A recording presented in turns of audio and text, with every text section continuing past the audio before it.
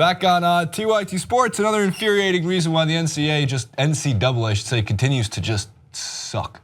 It's really the only way to put it. Yeah. In general, most people know that if you are a student athlete, and especially in the sport of either football or basketball in this country, given that they are the two most profitable sports in the NCAA in this country, they have a very strict rule base that usually ends up screwing over a lot of the students for illogical reasons, I should say. Sure, I have to make the blanket statement. Of course, the NCAA also gives thousands of students the opportunity to go to college for free, but they also have this ridiculous double standard, and this is another example of it that just came out. So a YouTuber who goes by the name of Destroying, his real name Donald A LaHaye, is a kicker for the University of Central Florida. And he was making YouTube videos, and also like brand-friendly YouTube videos. Some of those videos, if you go to his channel, Destroying, 2 E's, Destroying, you can see him doing like funny football montages of what quarterbacks are like all lighthearted, how kickers are, running through the halls and using their feet for everything, even like to hit the elevator, which is kind of gross, but yeah. But you get the point. He also did vlog-style videos, and he gained 56,000 subscribers and 2 million total views. And what happens when you gain some subscribers and you get views, Francis?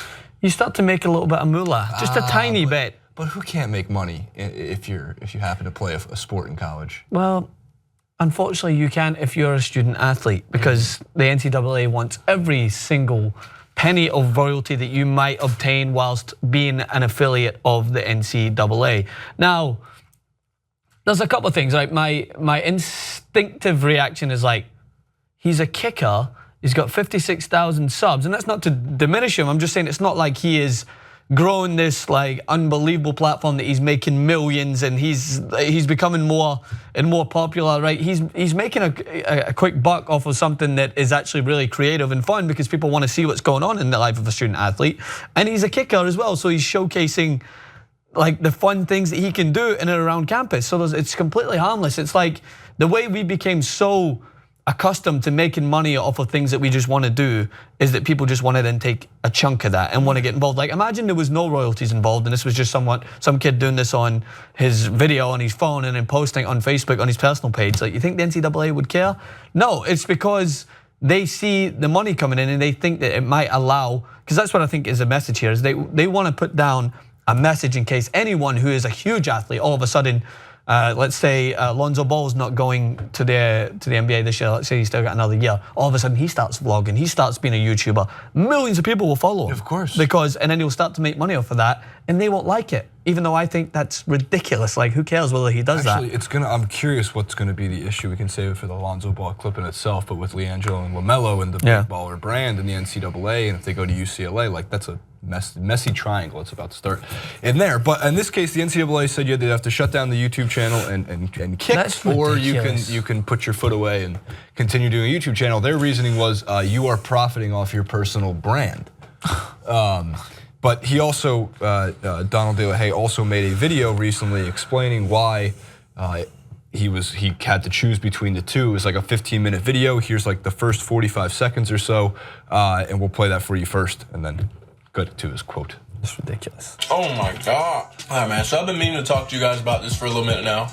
A lot of y'all have been asking me where's the vlogs, you know, where's the inside college football player type videos, and where's the this and where's the that. What's been going on? Some people upstairs aren't happy with my videos and they feel like I'm violating NCAA rules and whatnot. And they was like, oh, you can't do this, you can't do that, blah, blah, blah. I mean, I don't understand why, but I mean, who am I to say what is in the rule book and what is not? Anyways, like I said, some people ain't been happy with what I've been doing. I'm kind of trying to figure out a way around that. I guess I can't make any videos that make it obvious that I'm a student athlete, because that makes it seem like I'm using my likeness and my image to make money and all this, which I'm really not, so.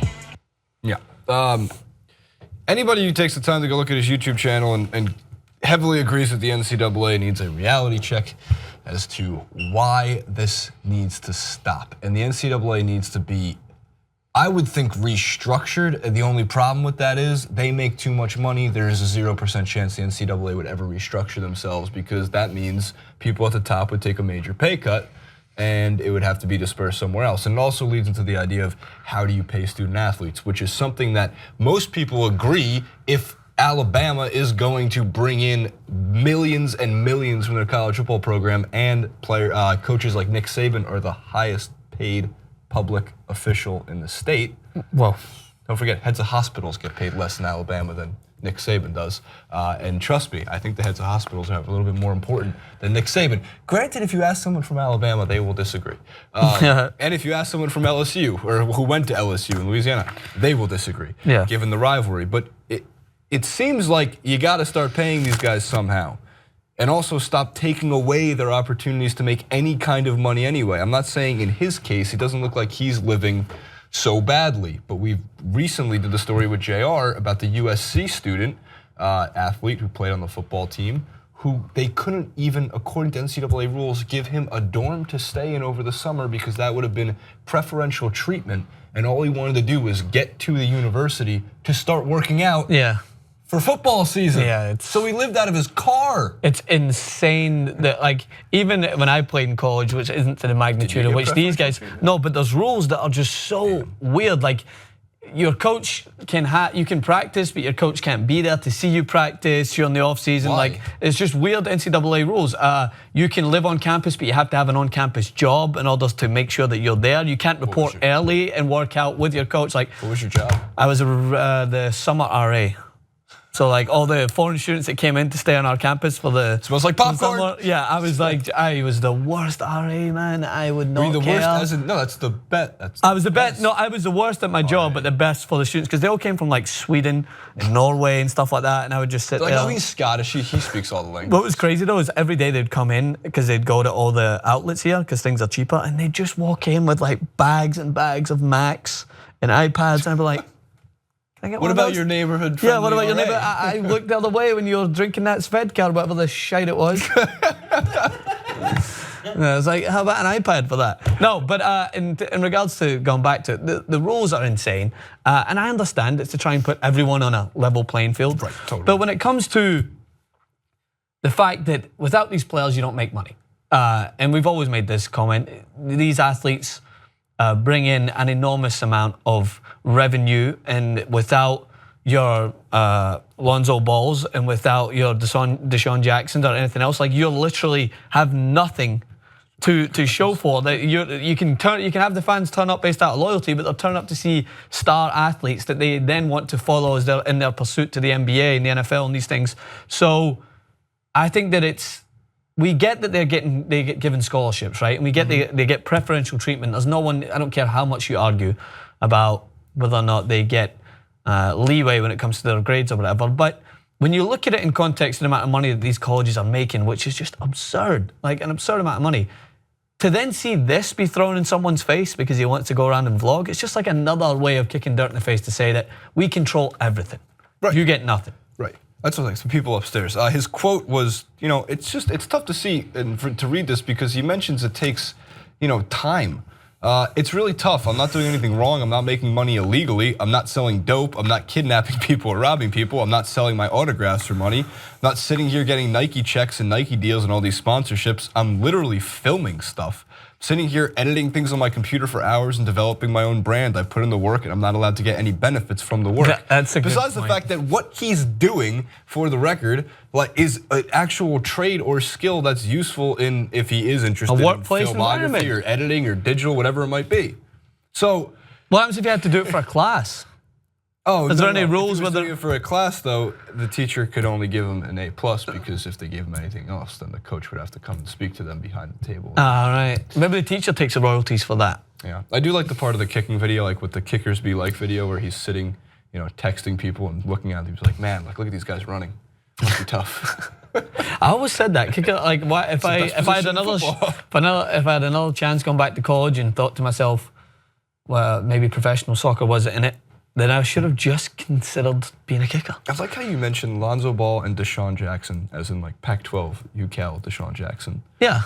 Like just from like 8 years ago. I don't know. It just was like, I don't know. It just was in my head. I don't know why I thought it was just such a perfect and funny, I guess, way of doing both. I see the. I'm more familiar with the West Coast athletes, to be fair. That makes ones sense. that are coming through the system. Actually, how long have you been out of school? 5 years? Been out of school, no, not 5 years. It's not been that long. I think, well, I graduated 2014, 3 years. Yeah. What year are we in? 2017. Doesn't feel like it. This is my 3rd year out. Nice. It's your 3rd year out. We graduated the same year. I know. Yeah, but you're like 16 years old. Okay. Yeah. All right, well, comment below. Please follow the guy on Twitter. Give him a nice little following. It's @Destroying. He recently was talking with, I think, Jay Billis and Fox Sports. If he sees the video and he wants to come on and talk about all this stuff, he's more than welcome to.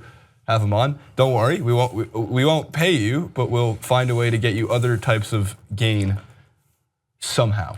It's ridiculous. Let's just let the guy make some fun videos, we can't pay you because the NCAA will get mad at you. So instead, we'll like gift you a Ryan Sandberg penny. Francis's favorite Chicago Cubs. Ryan Sandberg.